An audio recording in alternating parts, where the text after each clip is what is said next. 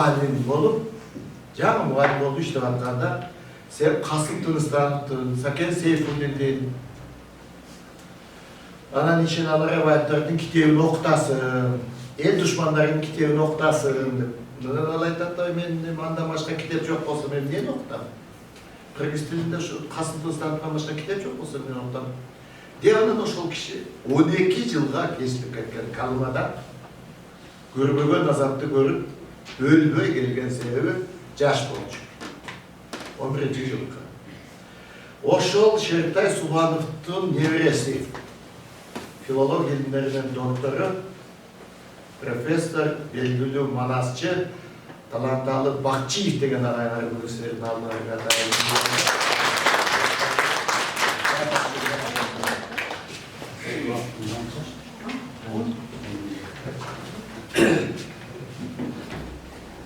Daha bir yol salamatçılar urmatlı studentler, Oş Çerkesi'nin bulundarı.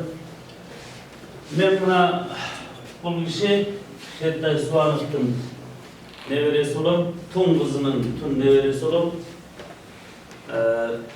bu kişinin artıkçılığı, özgürçülüğü, Cenab-ı bu kişi özü giymedi degen soru oluşu mümkün. Joğorda aytılganda her bir adamdın yaşaosu ömürü bu takdir, her bir takdir bu tarih. Bizdeki de var. Emi adam törölgöndön gözetköngө çeyin başынан neni ötkörбөйт da neden özü ötpөйт. Mına oşol sınarı kulak sakal 12 yıl boyu Kalımaga sürgüngö dep aytı özü jumşak konцлагерде, Çin'de konцлагерде, Altın geninde Gastella jana Strelka adındaki Presik'te iştep, Altın geninde anan kayra aman esen kaytıp gelgen. 37. yılı 58. belirlemenin algezde SSSR'imiz, RSFSR'dın Uголовный kodeks, Жазалоо kodeksi, oşo Жазалоо kodeksinin 58. belirlemenin el düşmanı degen jala menen, ayıp menen, günөө menen sottolgon. Sot Karakol şaharında olgon. Bирок ага чейин кайда соттолуш керек, кайда суракка алыныш керек дегенде түптө бул иши Ысык Көл облусунун Түп районунун Токтаян деген айылынын кулуну. Токтаян айылы өзү белгилүү айыл. Көл жергесинде дагы деле Кыргызстанда деле Токтаянда Кусейин Карасаев төрөлгөн. Токтаянда Кыргыздын алгачкы дирижеру Шейше Орозов төрөлгөн. Токтаян айылында Ашырбай Коюнкөз деген Кыргыздын улуу ата мекендик согушка катышкан баатыры төрөлгөн. Мына ошолор менен эле тең чамалык. 1-2 жаш аралыгы. Мына ошолор менен бирге өсүп чоңойт. Шертай Суанов 32 жылы Караколдогу педучилище педагогикалык окуу жайында окуп, аны 34 жылы бүтүп, андан сырткары бүткөндөн кийин Кең-Суу, ошол эле райондогу Кең-Суу айылында иштейт жана Түгөлбай Сыдыкбековдун айылында ошол айылга мугалим болуп иштейт. 1-класстан 4-класска чейин сабак өтө баштайт.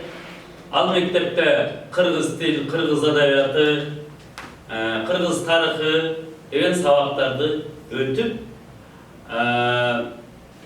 эжесинин үйүндө жашап, агасынын карындашы, атасынын карындашы, үйлөнө элек жаш жигит, себеби ал кезде ал ошол бир 20га барып калган кези, 21-22 деген кези, 14-жылкы иштеп жүргөн кезинде бир күнү ошол таңга жууп февраль айында, 37-жылы февраль айында үйүнө эле 3 НКВД'нин солдаттары, жокерлер кирип эле үйүн тинтип, өзүн тинтип, анан айылын алып барып, Токтаян айылынан Кең-Суу менен Токтаян аралыгы 3 километрдей аял жерге алып барып, үйүн дагы бир жолу тинтип ата энесинин үйүн, анан Түпкө алып келет. эң негизги аябы жана жогоруда айтылды. Касым Тыныстановдун, Боғатшынын, Сыдык Карачевдин, Сакен Сейфуллиндин китептерин окуткандыгы үчүн эле кармалуу. Дагы бир нерсеси бар. Муну өзү айтып атат. Ошол маалда деген мен ушу Түгөлбайдай түкөмдөй дейт. Түкөмдөй бир жазуучу болсом деп аны пир тутуп, себеби бир айылда болуп, көрүшүп, билишип, аңгемелешип жүргөн түкөмдөй бир чыгарма жазсам деп, Душмандар деген чыгарманын кол жазмасын кагазга түшүрүп коюптур.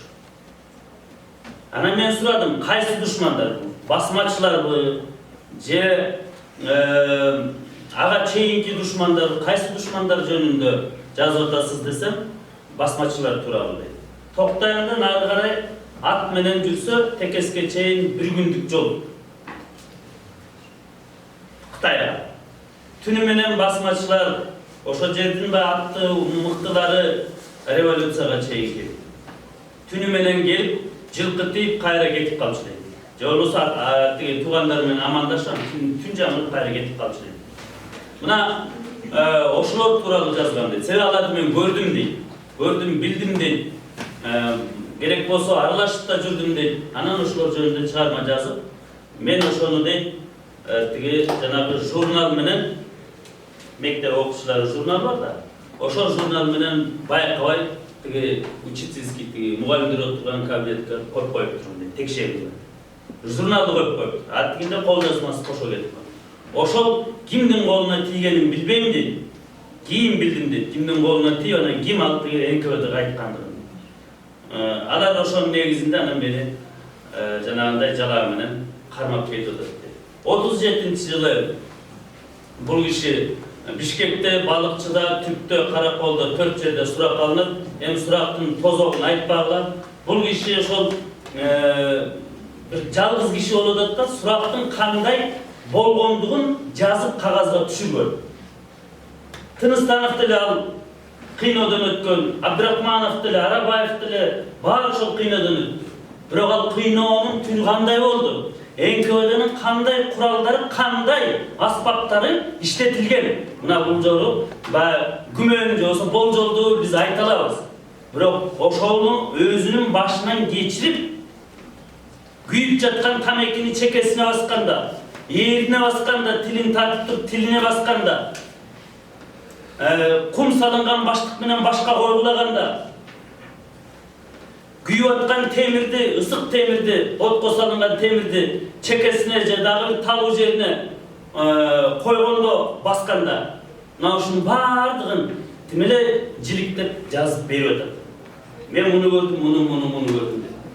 1 метр квадрат метр киши отура албай, жата албай, белден жогору суу, ошондой камера, карцер деп коет, ошондо подвалда бир камерага киргизип коет, черек окшогон. Тура албайсың, жата албайсың, отура албайсың. Ошону менен 2-3 сутка турат. Муздак суу, кыштын күнү болсо февралда. Мына азап, тозок деген ушу. Тирүүлүктө көргөн жанагы тозок. Тирүүлүктө көргөн жанагы азап. Мына ошентип, таятабыз 37-жылы кесилип атат. Жыйынтык соттолот, Караколдо соттолот дагы, Караколдон Балыкчыга, Балыкчыдан Бишкекке, Бишкектен дагы 1-2 ай жатат. Этап бүтөт. Этап дегенди билесиздерби, мындай кезек менен партия кылып туруп улам бир жерге жөнөтүлгөндө соттолгондор. Ошону этап деп коет. Мына өзүнүн этабын күтүп жата турган Бишкекте аны Бишкекте кайсы түрмөлө десем билбейм дейт кайсы түрмө. Бирок элдин баары ошо чогуу жаткандар айтчу дейт. Матросов көчөсүндө. Матросов көчөсү азыр деле бар Бишкекте. Ошо Матросовдо жатчыбыз дейт. Жатканда мен буга чейин деле айтып келе жатам.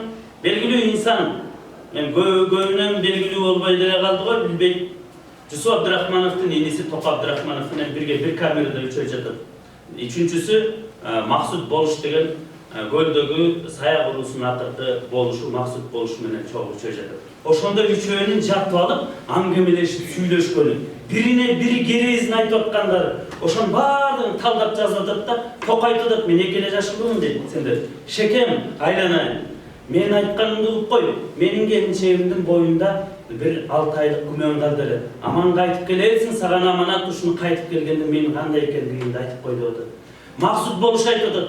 Айланай мына жер экинчи аманат ушу. Айланай садаган болой үкөм дейт. Үкөм. Ага чейин үкөм деген сөздү мен укпаптырмын дейт. Ошол киши айтып атат дейт. Үкөм дейт. Айланай. Мен айтарым ушу, кайтып келсең менин эл жериме келип, менин ким экенимди, кандай ооруп өлгөндүгүм, кандай азап тартканымды баардыгын балдарыма айтып бергин дейт. Мына ушул экинчи аманаты, таятан экинчи аманат аткарылбай калды. Буну максут болуштун мына бүгүн неберелери, туугандары, келиндери, балдары бар, ошолор айтат, 34-жыл өлгөн экен деп түшүнүп жүрүшүптүр. Ал 37-жыл болсо таятан менен бирге түрмөдө жатат. Мынакей тарыхтын жана такталганы. Мына жарым жыл мурда эле ошо небереси жолугуп алып, окуйгун биз деген аны деген 34-жыл өлдү деп жүрбөдүкпү. А китебинде таятанын китебинде 37-жыл сенин атаң менен чогултуп коет дейт. Мынакей жанагы тактоо. Эми калымадагы өзүнчө мен мынакей ушул декабрда эле Якутияга барып келдим да, Якутскиде нарыда түндүктү көздөй бардым. Калымага жеткен жокмун. Бирок ошол Якутиянын суугу, ошол Калыманын суугу чын эле ошондой экен.